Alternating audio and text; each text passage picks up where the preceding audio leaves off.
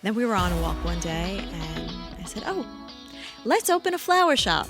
So to this day, he looks at me every once in a while, like when things are crazy and like we have no time to do anything. He's like, let's open a flower shop.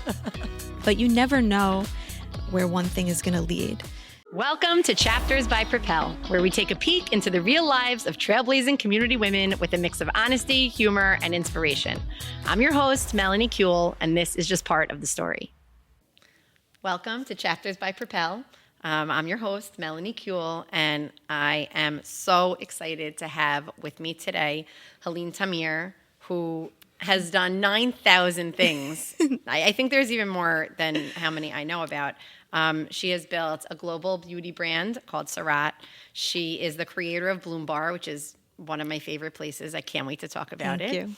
And she is a board member of PROPEL, which we appreciate greatly also. Of course. So Heleyne, welcome to the podcast. Thank you for having me. I'm so excited you're here. Can you tell me a little bit before we start about who you are and what do you do? Okay, that's a very broad question. I'm Heleyne Tamir. I would say broadly, I'm an entrepreneur because I've done many things. So I really don't like labels because I think they're very limiting. But luckily now we live in a time, I think, where everyone is sort of a multi-hyphenate. So entrepreneur, we'll go with that. That's perfect. Okay. So since you do a little bit of everything, I'm going to start at, I don't even know what the beginning is, but the Long beginning. time ago. A long time ago. At the beginning, can you tell me about your either first job or first business? Okay. I won't go back to first job because it's a long time ago, but I would say my first like professional working career type stuff was in the fashion industry. So, and that's after, working retail, like for my mother in her store in the summers and working in my father's office, all those things when I was younger, which sort of built a foundation. But my first real job was working for Theory, actually, in the corporate office. And I was 21, and I started as an assistant, and I was promoted after 2 weeks. And then I became an account executive and really handled some of the best stores in the country. And I worked there, and then I went to another company and sort of grew. It wasn't a very long period of time. It was maybe over the course of 3 years. But that's really how I learned corporate structure and, the real way to sort of do things. And when I was working at one of those companies, I started dating my husband, and he owned retail stores throughout New York. And he said, you're writing all the orders for all your accounts. So they would come in, some of the biggest stores, and they would say, okay, they'd look at the whole line and they'd say, okay, what am I doing? And I just write the orders. So I knew where the volume was and, how shoppers were shopping. And he said, why don't we just open a store and I'll fund it and it could be your vision. And that's how Cantaloupe started, which was my first, entrepreneurial venture. I remember Cantaloupe, and I remember loving it. And you were young when you started Cantaloupe. Yes, I was 23 when I started that, or 24, in between somewhere. Yeah. So the concept was, you have to remember it was before online shopping was really prevalent, and you would still go into a store for an experience. And our idea was downtown comes uptown. So I would discover designers from around the world that didn't really have a presence in the US, and a few that did. And it had like a more of a downtown vibe. There were only, a couple of pieces in the store. So it was very unique, and it was boutiquey and fun. And we had a lot of press when we opened. So, Vogue came out and did a story on me right when we opened, and that was really a catalyst for a lot of the other press. So It was great experience. How was it? How do you remember loving that, where you were in charge now all of a sudden of your own business and your own store? And I imagine some people working for you. Yeah, I think that was all intuitive. I grew up in a very entrepreneurial family, so it didn't seem anything odd. I also treat everyone that works with me, I never say they work for me, they work with me as a family. And I think most people would say that. And I've worked for awful people and I've worked for great people. And so who you don't want to be. And so I'm always very conscious of that. And sometimes, to a deficit, but but I try to be a nice person. I think that's, very important. And I'm sure people appreciate it. While we're on that, what would you say makes someone great to work for? Since you brought it up, I'm just curious what makes somebody great to work for. So So as I said, they work with you, not for you. I did have a boss that, wherever we would go, when we would travel, like as the team would always say like, oh, this is Heleyne, she works with me. So that feeling of being part of a culture or part of like a unit is very important. I think when anyone comes to work with us, being a mentor in some capacity is important because they may not stay with you forever. They might, but you want to give them something. I think everything is an exchange. It's like an energetic exchange, but we could get into that later. So you want to give them something. They're putting in their time and effort, and I don't know. I think You that's... want them to feel appreciated. Yeah, I think so. And I'm sure people who work with you in all these capacities feel that. Yeah, and I think everyone also knows I would never ask anyone to do anything that I wouldn't do myself. We talked about this a little, but I know how to do every function of every business that I've been in. So whether it was in Surratt, now we have a VP of finance, but when we started, I did all of, the reconciling of the books and accounting, and, I've put stickers on boxes and shipped things, and I've made matchas in the back when the store has gotten busy. So in every business that we've had, I know how to do pretty much everything. I feel like that's such a great example to be someone who works with everyone and who knows how to do everything from the I think from the so. ground Yeah, up. I mean, never like... If the floor's got to be swept, sometimes you got to sweep the floor, and you can't just pawn it off on someone You're right. else. But it's a great lesson for everyone, for all of us. And I think about in doing this podcast how I've learned so much. Like I sort of knew what hosting a podcast would look like or be like, but I didn't know a lot about what happens behind the scenes. And I really feel like, yes, learning every single step of everything is a really important part of the learning process. It also gives you an appreciation for what people do. Yes. Like, look, I don't open the stores early in the morning, but we have people that wake up early and they go in and do it. And in the beginning, I did do it. So I know what it feels like and I appreciate it. Yeah, So. no, you're right. So you had Cantaloupe, and how long was Cantaloupe open? So we started that in 2003 and we closed in 2009. We bought a house in New Jersey and it was supposed to be a summer house. And we said, well, maybe we'll just try it. And we ended up there. So you have to be adaptable. Yes, it sounds like you are. Yeah. Go So with the now, flow. how did Surratt come to pass? Because it sounds like there were a lot of small businesses, like maybe before you were at Cantaloupe, and I'm not sure if anything happened after Cantaloupe, but how did Surratt happen? So I'll skip some in-between things, but I was telling you that Vogue did a story on me when we opened our first store on Lexington Avenue. And we had several stores on the Upper East Side. So when Vogue came out, they sent hair and makeup for the photo shoot. And the two guys that they sent for hair and makeup, they were sort of early in their careers. They were becoming celebrity stylists, and they were a couple. And they did my wedding hair and makeup, and we stayed in touch for a little bit of time. And then 10 years passed, and we weren't in touch. And I was consulting on a project, and I needed a celebrity hairstylist to, inform the project. And I reached out, and he said, "Oh, that's so funny, that you reached out. They had saved like something from the top of something from the wedding cake or a bouquet of flowers. I can't remember what it was, and they had it frozen, and they had just thrown it out. And, and now you called." Well, anyway, he helped me with this project, and we started spending a little more time together. And they said, we've been working on this cosmetics line for about 10 years now, and just researching and figuring out what it would be. And, it's all made in Japan, and we've done all this research, but we really don't know how to run a business. So would you go into this project with us? And that's how it started. So it was the connection. Everything is connected. Yeah. So it was the connection from 10 years prior at that photo shoot, and I guess them meeting me in this, entrepreneurial, phase of my life. And so that's how it began. So I did have a lot of experience with business, but this was different. It's interesting, again, how things are connected. We went in, we had a meeting with Barney's, and they had heard that we were working on something, and no one had launched a makeup artist-based color line in many, many years. And so we took this meeting. We just had like a deck, and it's like, it's going to be this eyebrow pencil, but it's going to have an end that looks like this, and the colors might be these. It was very vague. Yeah. And they said, we want you to launch in all of our Barney stores exclusively for the first year, and you have 6 months to get it ready. And this is how it works. And they began to tell me how it works. But I was built for this because I was in wholesale and I was in retail. So it was everything that I had learned prior, in one thing. And so that's how Surratt really started. That's the origin story.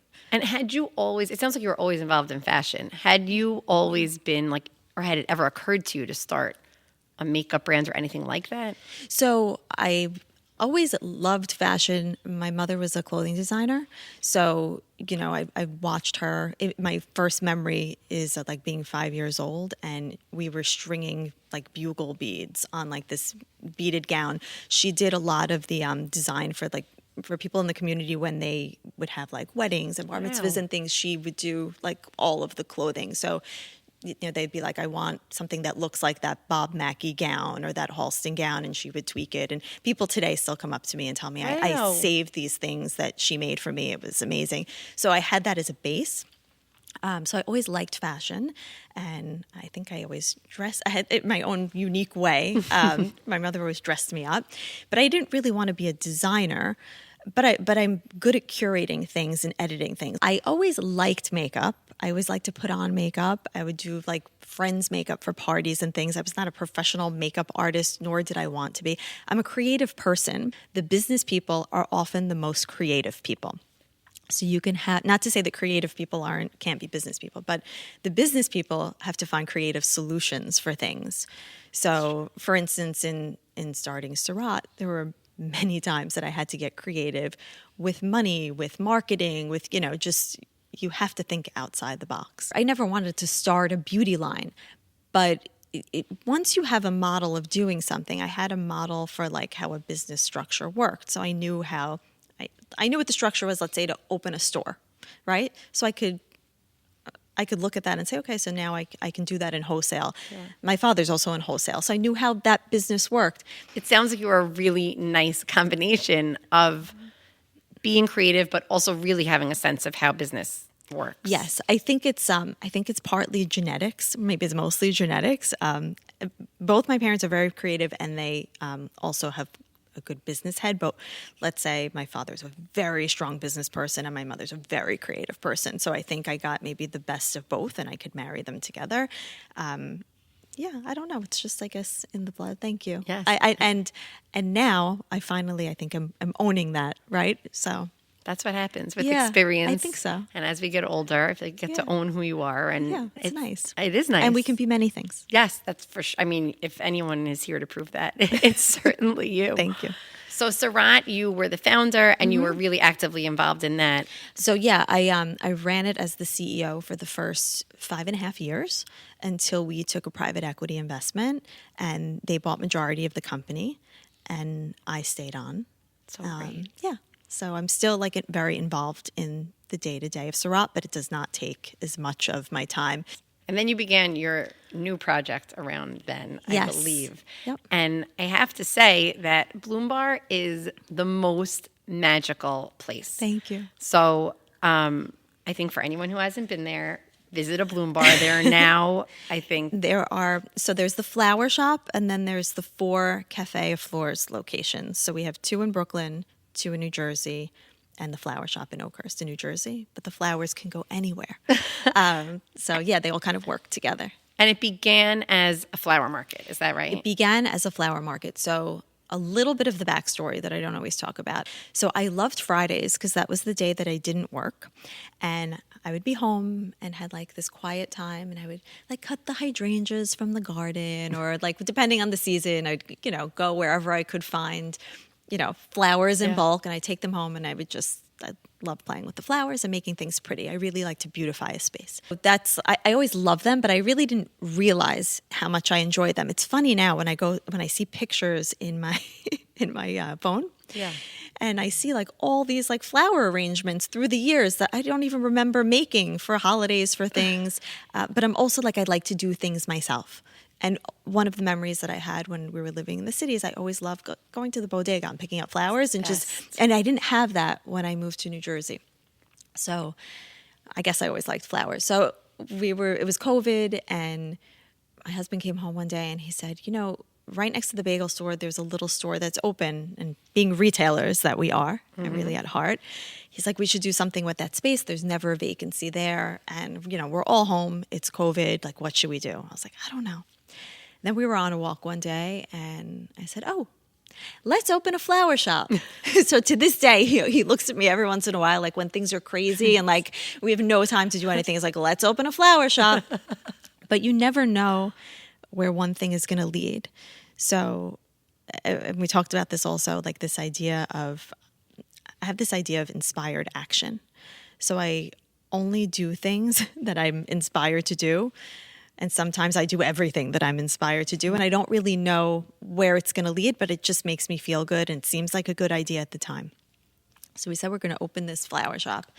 And really the thinking around it was, I could never find like a really cool bouquet just to like, grab something cool. You go to the supermarket, like what do we have here in New Jersey? We have nothing. There was, at one point we had Sheila Beebe and she had beautiful flowers and I would go there and we didn't have that anymore. So I was like, we'll just have like cool bouquets and people will grab them and go. So I knew that we were going to have to like make these bouquets. He's like, okay, we'll find someone that supplies us the bouquets. No one supplies the bouquets that we want. So all these flowers arrived to the store and, we're setting it up. And I just know like intuitively how to make my own thing. I don't really know anything. I didn't have a team yet. We didn't have a plan. This was just like a fun idea. It's COVID. And he's like, are you sure that you want to do this? I'm like, well, the flowers are here. We're opening like tomorrow. It's happening. And people started coming in. It was right before Rosh Hashanah with vases. And they're like, can you fill my vase? I'm like, what are they talking about? Fill their vase. That first holiday, Rosh Hashanah and Sukkot, I think we were there until like 3, 4 in the morning before the holiday started the next day. Because I was literally working on every arrangement myself. Because we didn't have a team. I didn't know that people were really coming. Come.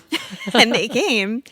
And so then after that, we built out a team and we trained people. And then it was great. But we know holidays are insane. But now we have a system for it. But we've been very lucky to have like our hands in. I always say like our hands have been in thousands and thousands of flowers, which is such a gift. And, we get to be a part of your holiday, your celebration. It's really a beautiful thing. So people would come in and they'd say, oh, it's so relaxing in here. I love the vibe in here.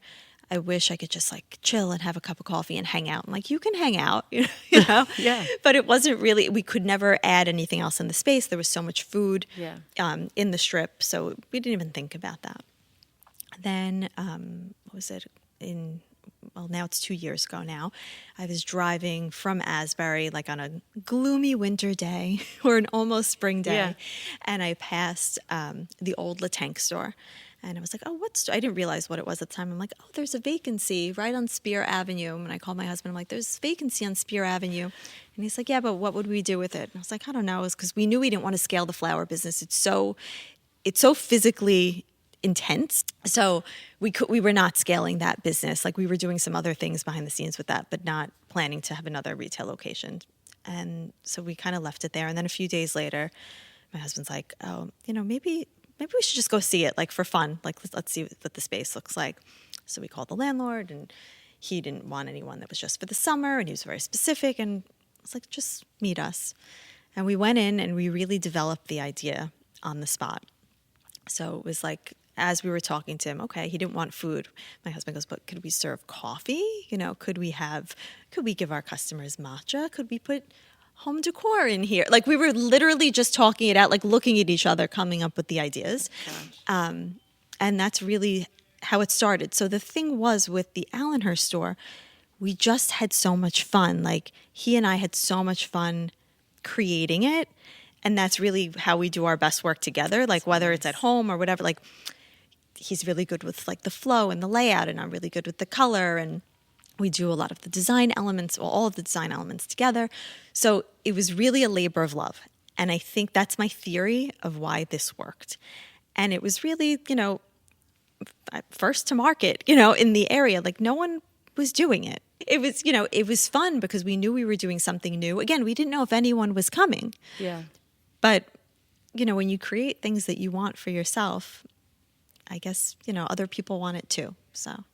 And it sounds like even before it existed, people knew they wanted that kind of feeling. That really is the feeling there. There's a certain vibe that it's like part cafe and part lifestyle and part coffee, but then there's like makeup in the back, and there's also like A little bit of croissants, and like there's me, salads. a little bit of everything. It's a little bit of everything, but it's such a unique space that you Thank created. you. It's really, so it's funny because it's reminiscent of the Cantaloupe stores that we had in the city. When I look back and I see how we laid out those stores, and at the time we worked like with architects and, all the people with all the experience. And this was really a culmination of the things we learned through the years, which made it extra fun. I think it's the feeling that people say they have when they come in is the feeling that we had when we were creating it. And I think that's the magic. And I don't know, I don't think it's something you could like bottle. It's just something that's, I don't know, it's so much fun to create, and it continues to be something that's so much fun. But it does, all of our endeavors have this kind of look or feeling, like a quality, and it feels like me. That's so nice. Which I realize now. I think it was just very subconscious, but no, and you were able to replicate it. I feel like the fact that you're able to replicate it and continue to open, and that it sounds like from the first day when you opened, I know the new location just opened, and one of my cousins said, like, okay, I'm just going to pop into Bloom Bar. It's open now. That's great. But that people really come flooding in, which is so lucky and such a blessing. It's such a blessing, and we're so appreciative. And so appreciative that we have the chance to evolve it, and people are asking for more stores. And, even Brooklyn, we were approached to open the store in Brooklyn right after we opened Allenhurst, but we weren't ready to do it. We really needed that year to kind of work out the kinks and figure out what the model looked like so that we could scale it. Yeah. Because that comes like the business brain, right? So we had the creative fun, but now how do you really scale this? Because what is it if it's one, the fun for us is more is more. So we waited and we worked out the kinks, I think, and then we got a great location on Avenue U. We opened the Brighton Avenue store, which was like people would say, oh, well, you have 2 stores in Deal. Well, no, Long Branch is different than Allenhurst, and we see that the customer is very different. And it's interesting, that was our method in the city also. We had these stores that were all 2 blocks away from each other, but every couple of blocks, as you know, in the city is a different neighborhood. Mm-hmm. So that was kind of the thinking behind this as well. The other thing that I think is incredible about how you've built these businesses is really the partnership between you and your husband. Okay. I think it's incredible that you can work together in that way, and that you so beautifully sound like you complement each other. And I'm sure if he's like most husbands, or at least mine, he doesn't want to be spoken about on the podcast. So I'm just going to let you say whatever you're comfortable with. But I think that that's an incredible dynamic that the two of you have, that you can brainstorm and work like this. We do everything together. Like in all businesses, we're partners in everything. But he's great about kind of giving me the spotlight, which sometimes I don't always want the spotlight, but it's like, this is you go do it. And I don't know, we just get it all done together, and that's the truth. There's really like a divide and conquer situation, and we each have our strengths and weaknesses, and I would say more strengths than weaknesses, but there are things that each of us love to do. Yeah.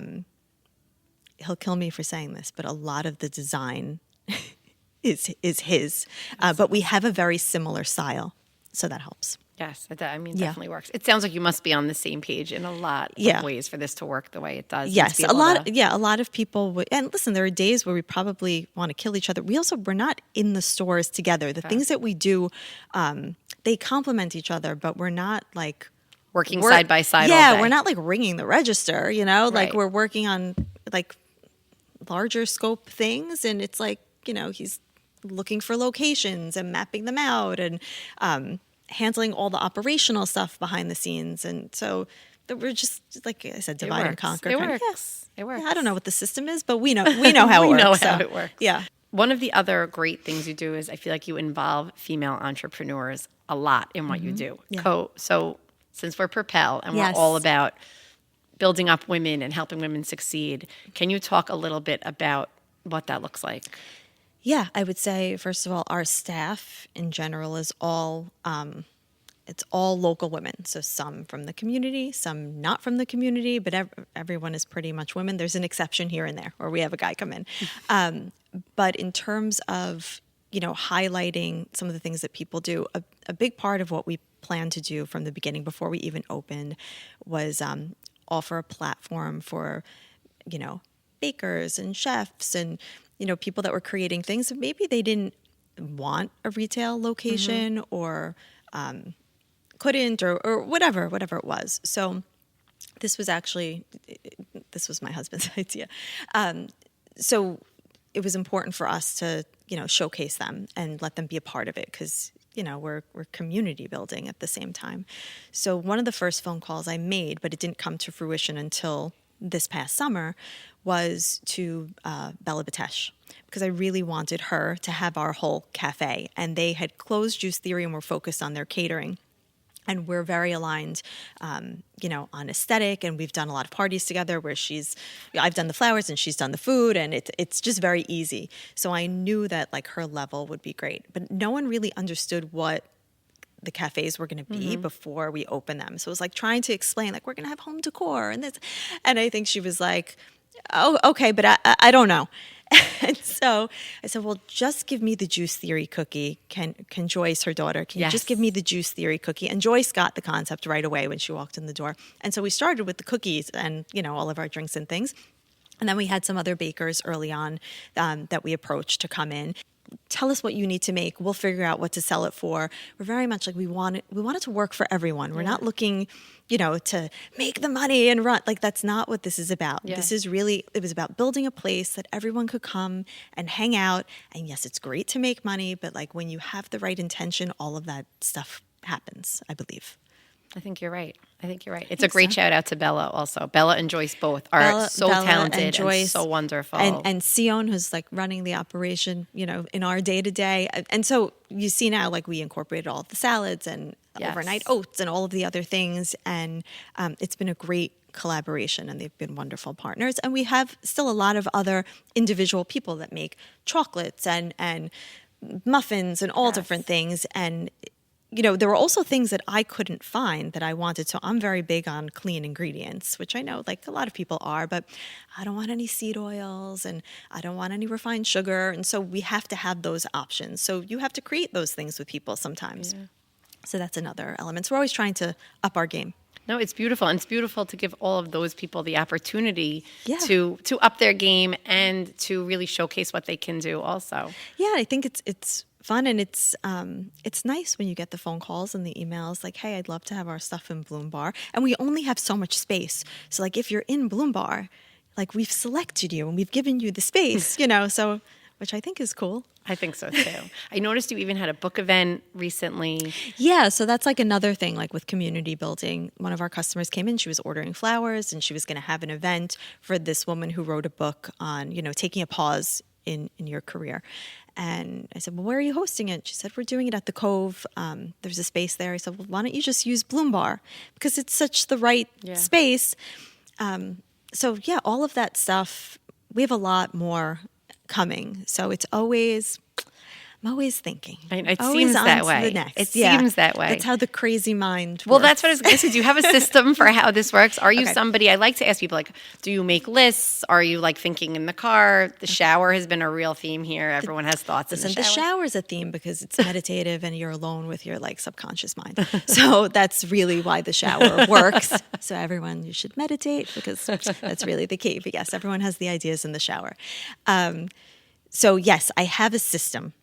I wake up in the morning and I have an idea. And then I make it happen. I say yes to everything. I actually say no to more things now, but I usually say yes to a lot of things because anything could be exciting. You never know where it could go.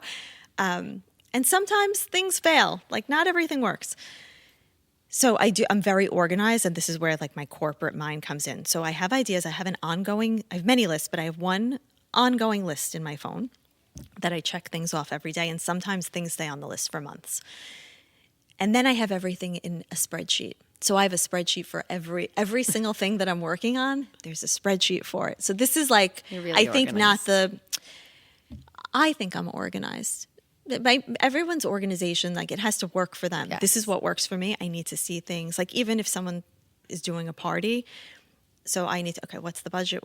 And I take the number and I back out into all the flower arrangements and how much they're going to be. Like I'm very precise, sometimes to a fault. I like a spreadsheet. I like a spreadsheet But I'm too. also like, I can adapt. So, nothing is set in stone and things change all the time in every situation. So, No, and like you said, the whole thing is it has to work for you. I feel like, Yeah. whatever your system is, busy people certainly, I think, need some kinds of systems so that Yeah. you can keep doing the 10,000 things that you're doing. And now we didn't even talk about the fact that in addition to all your businesses, that you also have a family. Yes, I do. In terms of making everything work with all of your ideas and your businesses and your family, like how do you think about, I use the word balance, which is a hard word, but how do you think about balance in your life? So there's no real like balance. I always say like your measure of success is, how happy you are at any moment. So I just aim for happiness in every day. So I wake up and like appreciate everything. Yeah. And then just say, some days I'm like, okay, I used to do this when I commuted to the city. I would wake up and I knew I had so many meetings and I just wanted to get home and like make dinner for my family.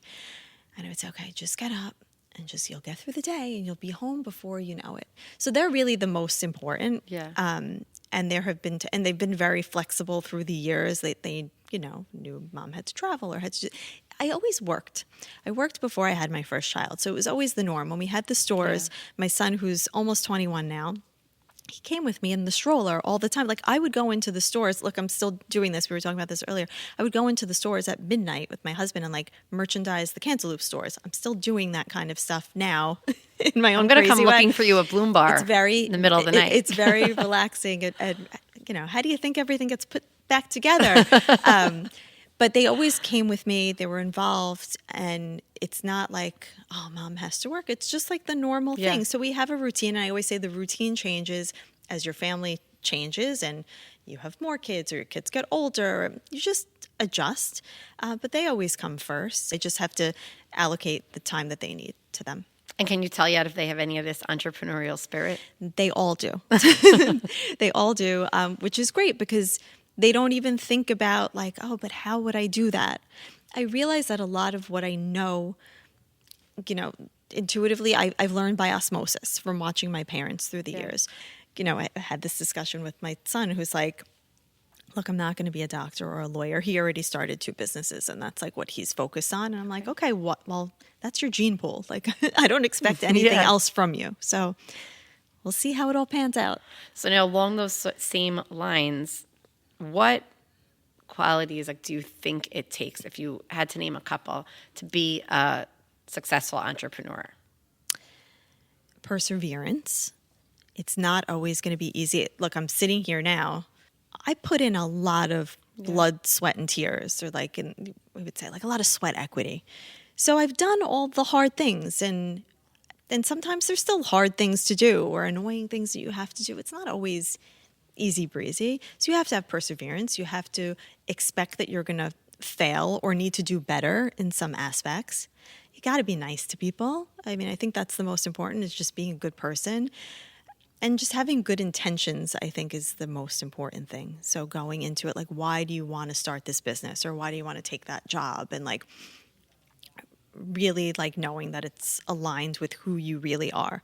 And that I think you get as you get older. Like, I'm older now. So, you really know yourself better. So I think, if you're going to be a business owner, you really have to know your own strengths and weaknesses. Like, I know I'm not a very detail-oriented person. I love a spreadsheet, but I'm not so detail-oriented. I'm very big picture. And that's my strength. And you need someone on the team that's going to get down to the details. It's interesting. Our manager on Avenue U, she was with me. She was my manager in the Cantaloupe stores. Wow. Funny enough, and we were so lucky. When we closed the stores, she went and took another great job, and she had that job up until we opened the store. At the end of the summer, we connected and said, we're opening Brooklyn. And she's like, well, I just finished this job. I was like, would you come back? And her strength, I was telling her the other day, she's very detail oriented. And I was like, I remember that from years ago. Like, I'm terrible. A customer will tell me something, or text me something. I have to look back at that text like 20 times to really get she's like very detailed. I'll forget things if I don't write them down. So you have to know yourself. No, that's all great advice, all great qualities, and also all great advice. you're part of Propel. You're a board member on Propel. Yes. Can you speak a little bit about the entrepreneurship division of Propel? Yeah, I think the entrepreneurship division was a natural progression of everything that was happening at Propel, right? They've been helping so many women, which I have to say, Propel, not just because we're on chapters, it's really close to my heart because there was not an organization like this that existed when I worked in the early years. And I say this all the time. My friends were getting married and they were having kids, and I was working like a corporate job. And I think people were like, why is she doing that? Like, why is Heleyne working there? But I really loved it.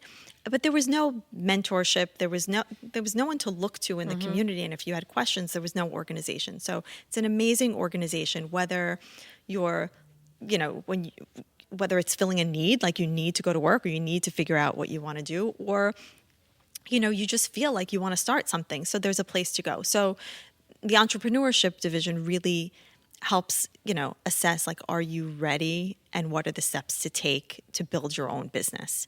And again, we talked about, like, are you cut out for it? You can evaluate all of those things and see what you need to do. And there's, I mentor people. There's some great coaches and great mentors at Propel. And so if you have questions, you should definitely reach out. Yes. No, I wholeheartedly agree with you. And the more involved I become with the organization, the more I am inspired by the people who work there are ridiculously incredible. Yeah. And the people who are the clients and who we network with and the mentors are just as ridiculously impressive. Yes. And everyone outside of the community who I tell about Propel says, like, in what kinds of place do you have some place where you can call and say, like, can someone help me with brand strategy? Right. Can someone help me marketing? Can someone help me figure out what to do? So I couldn't agree more. And the women in this community are extremely talented.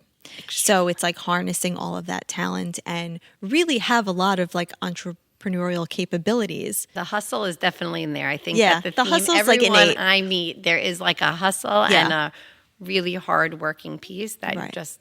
If you don't have the hustle and you're not willing to get your hands dirty, that's another thing you said, like, how do you, like, what skills do you need? You need to get your hands dirty. Like, you need to do everything. And nothing is beneath you. You just have to do it. Yeah. Well, we packed in a lot into our podcast. Right. I really wanted to hear about all of it, and we got to talk about a lot of it. But I really want to thank you for coming and for sharing your story. I think it's going to inspire so many people, and I really hope that everyone will continue hanging out in Bloom Bar.